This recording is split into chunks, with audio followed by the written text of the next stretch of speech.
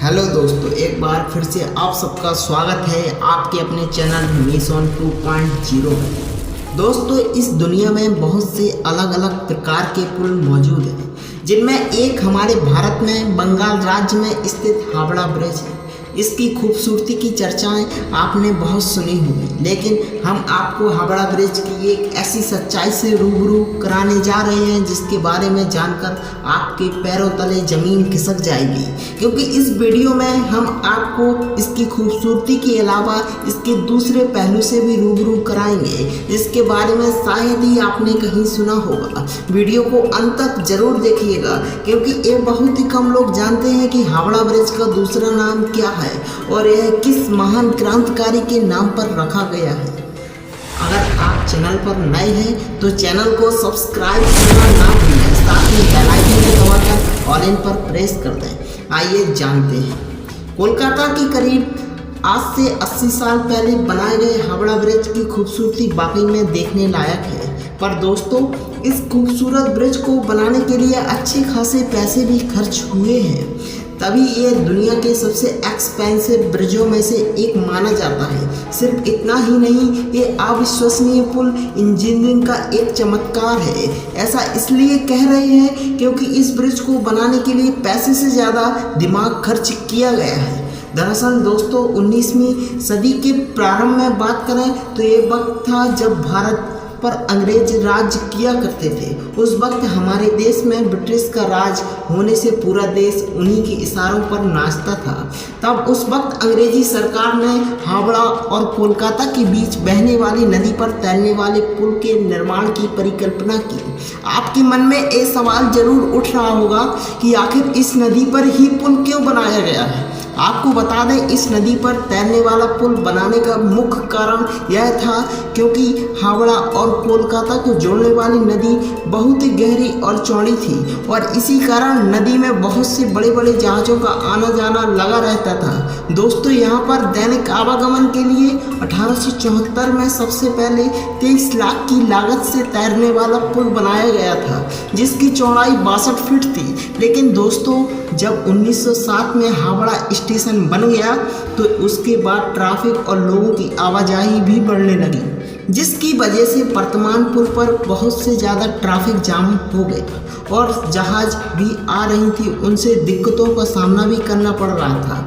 इसके बाद ब्रिटिश सरकार ने यहाँ पर ऐसा ब्रिज बनाने का फैसला लिया जो पूरी तरह से हवा में मौजूद हो और इसकी वजह से किसी भी जहाज़ को आने जाने में दिक्कत का सामना ना करना पड़े और ना ही ब्रिज पर चलने वाले लोगों को किसी भी प्रकार की दिक्कत का सामना करना पड़े। आखिरकार सन 1971 में हावड़ा ब्रिज एक्ट पास किया गया, लेकिन फिर भी यह योजना को बनाने में बहुत कम वक्त लगा। पुल को बनाने का काम सन 1935 में शुरू हुआ। आपको बता दें कि काम शुरू होने के करीब 7 साल बाद यानी 1942 में पुल बनकर तैयार भी हो गया। अब ये तो हम आपको पहले ही बता चुके हैं कि इस पुल के बनने से पहले नदी पर एक तैरता पुल था, किंतु वो पुल बहुत ही छोटा हुआ करता था, जिसकी वजह से उसमें पानी भर जाता था और इस कंडीशन में पुल पर जाम लग जाता था। इस वजह से एक नया पुल बनाने की योजना बनाई गई और फिर इस पुल को बनाने का काम ब्रिटिश कंपनी को सौंपा गया। तो उस वक्त कंपनी से यह कहा गया कि वो भारत में बने स्टील का इस्तेमाल करें, क्योंकि पुल बनाने वाली ब्रिटिश कंपनी को ये बिल्कुल भी इजाज़त नहीं थी कि वो दूसरे देश से स्टील मंगाकर पुल का निर्माण करें। और फिर हावड़ा ब्रिज में लगने वाले स्टील को टाटा कंपनी ने बनाकर तैयार कर दिया। आपको बता दें, इस ब्रिज के एक पार्ट के ढांचे का फैब्रिकेशन ब्रिज बनाने वाली कंपनी ने कोलकाता के 4 खानों में किया था।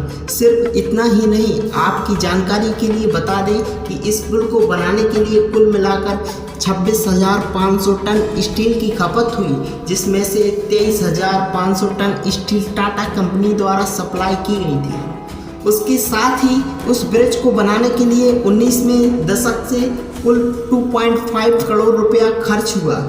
इतने भारी संख्या में पैसे और स्टील खर्च होने के बाद भी ये शानदार पुल बनकर तैयार हुआ, जिसकी चर्चा दुनिया भर में होती है। दोस्तों, अब आपको बता दें कि 82 मीटर ऊंचा, 705 मीटर लंबा और 71 मीटर चौड़ी इस पुल में सभी लोगों के लिए 7 फीट चौड़ा फुटपाथ भी बनाया गया है, ताकि इस पुल से आने जाने वाले व्यक्ति को कोई परेशानी ना हो, फिर चाहे वो वाहन चालक हो या पैदल चलने वाला कोई इंसान क्यों ना हो, हर कोई इस पुल में आ जा सकता है। दोस्तों, सबसे हैरान करने वाली चीज़ तो यह है कि सन 1942 में इस पुल के निर्माण के बाद पूरे 1 साल तक इस ब्रिज को चेकिंग के लिए रखा गया, ताकि जब इसे शुरू किया जाए तो किसी भी प्रकार की कोई दुर्घटना देखने को ना मिले, क्योंकि शायद ये बात आपको मालूम ना हो कि इस दुनिया में बहुत से ऐसे पुल और बिल्डिंग बनाई गई हैं जो शुरुआत में तो देखने में अच्छी लगती थी,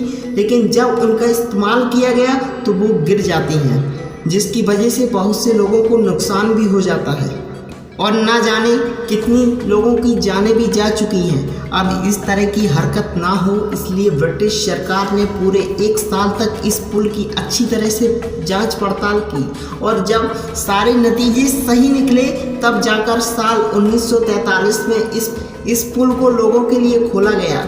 असल में दोस्तों, भारत का ये शानदार पुल जब बनकर तैयार हुआ तो इस पुल का नाम न्यू हावड़ा ब्रिज रखा गया। उसके बाद 17 जून 1965 को इसका नाम बदलकर रविंद्र सेतु कर दिया गया। यह नाम बंगाल के महान कवि, क्रांतिकारी, साहित्यकार, संगीतकार गुरुदेव रविन्द्रनाथ टैगोर के नाम पर रखा गया, जो पहले भारतीय एशियाई नोबेल पुरस्कार से सम्मानित थे।